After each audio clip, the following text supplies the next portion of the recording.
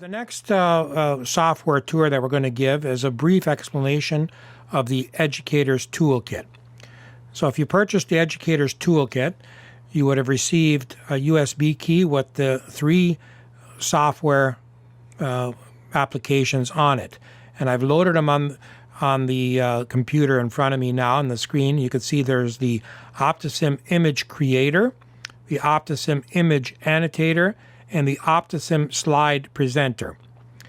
And these 3 separate programs are designed for the educator or the instructor to either take images off the internet and modify them and put them into a format for teaching purposes, their own teaching file for their students or their classrooms, or take their own images that they've taken from actual patients and put them in the proper format to be viewed in the OphthoSim simulator.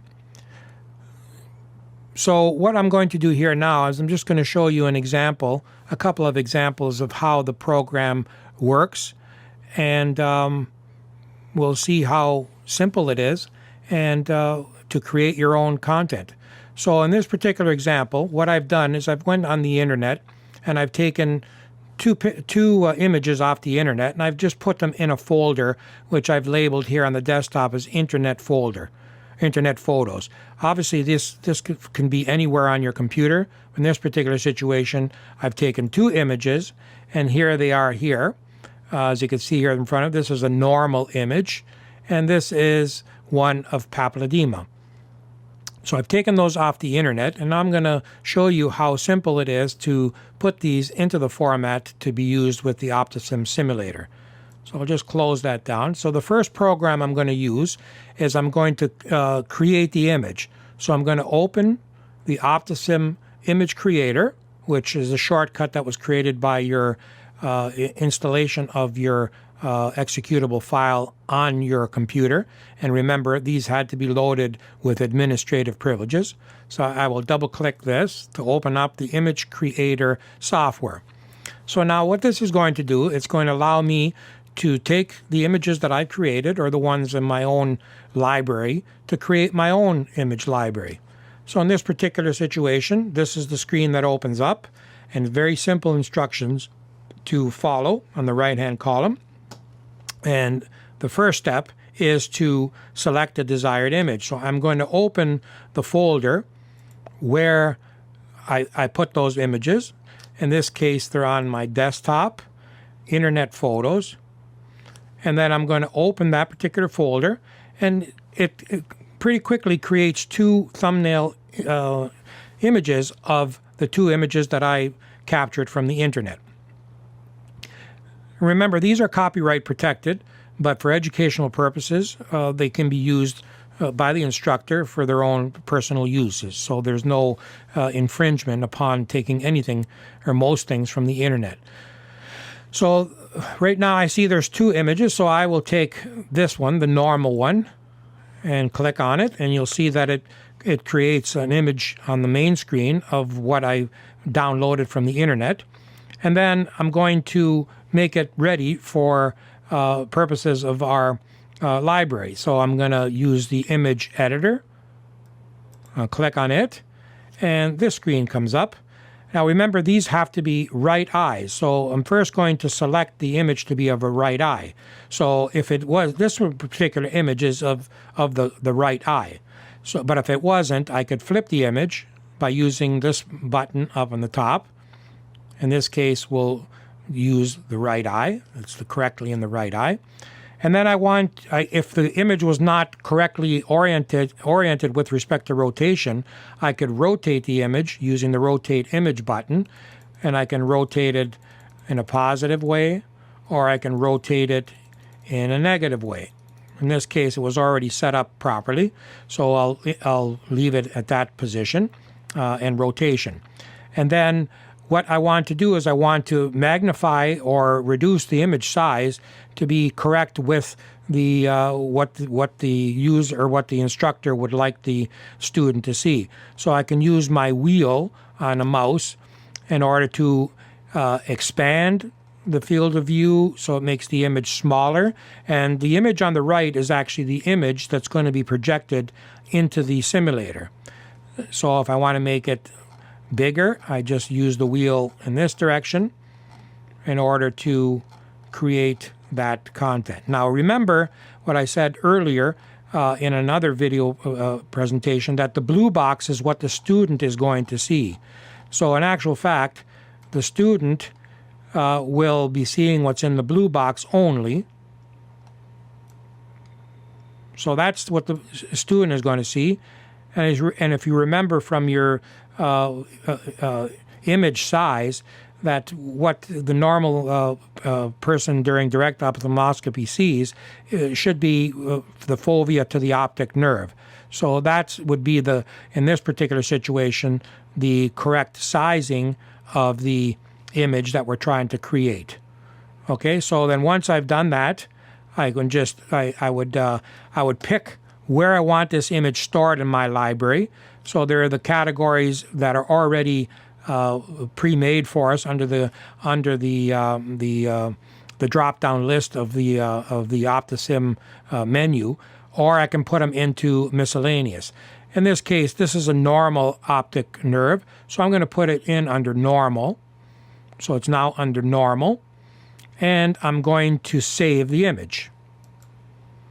And the image is now saved. So that's all that has to be done to get that image ready for viewing purposes. Obviously, the higher the resolution images that you select and download from the internet, the more clarity there's going to be in the simulator. So now I'm going to exit that program. So that's that one file. And now I'll take my next one, papilledema. This was downloaded from the internet as well. And I'll put that into the proper format for my simulator. So I'll use the image editor in this case. In this case, I want the image, the box to be a bit bigger so I could see what's going on. Okay, so that about sizes that one up.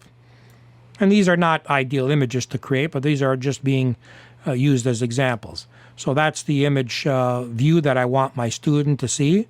And where am I going to put that one? I'll leave it under miscellaneous. So it'll be stored under miscellaneous. All right, so there's the miscellaneous, and I'll save it. Okay, so that image is saved as well. So that's two images that have now been properly formatted to be presented to the OphthoSim simulator software. So now I'm going to close down this program. So I'm going to shut it down. Do you want to exit? Yes. So after we've created the images that we would like to present to the simulator, now we're going to want to potentially annotate those images to put them into a format that I want to instruct our students on particular anatomy or pathology that I'm trying to delineate. So I'm going to use the OtoSim image annotator software. So I'll double click on it, and this screen will open up. And then I would select the image that we downloaded from the internet, which was one was under the miscellaneous column, the other was normal. So let's do the normal one first. There's the image there. So this opens up the image that we downloaded from the internet. So now I want to annotate it. So I'm going to select whether I want to use a circle or a box. I can click on the type of annotation that I want to use. I'm going to use a circle in this case. And then I would just click on the area that I want to put that circle. And it creates this bar, okay, or this circle. And you can see that the coordinates of that circle are placed in red. And now we're going to select it. Okay, I can move it around. I can make it bigger or smaller. I can rotate it if it was a square or an oblong oval structure. In this case, we're just going to leave it like that. So that is where I want my annotation, and I'm going to describe it as the optic nerve head. So in that box, I just type optic nerve head, and I update the description. And now you can see that the optic nerve head annotation is in this location, in that position, in that particular position on the slide. If I want to change the time that the student has to hover within the target itself, then I can change it here. This is 3,000 milliseconds or 3 seconds. I can select whatever time I want. If I want them to stay there for 5 seconds, I would put 5,000. In this case, we're going to leave it at 3,000. So we're not going to update the time, and we're just going to save. Or we'll add one more annotation for an example purposes. Okay, so let's select another one. Okay, and we'll put the fovea on this one. Okay, so we'll use this as the fovea. We'll select it. We'll put fovea. We'll move it to where we want it exactly. And size, the size looks good. And we'll update the description. And now it's updated in the column up here. And the time that the student has to hover on it, still 3 seconds for this one. And now we'll save it. So you want to save the annotations? Yes, we want to save the annotations. They're saved. Okay, so that's it. Now those 2 annotations have been saved to that slide so that when we present them to the student, they have to identify these 2 areas. Okay, so we'll select the other image. Here's the miscellaneous one that we had, the papilledema. So we'll select another one. So let's annotate the papilledema, for example. We'll just use a square this time.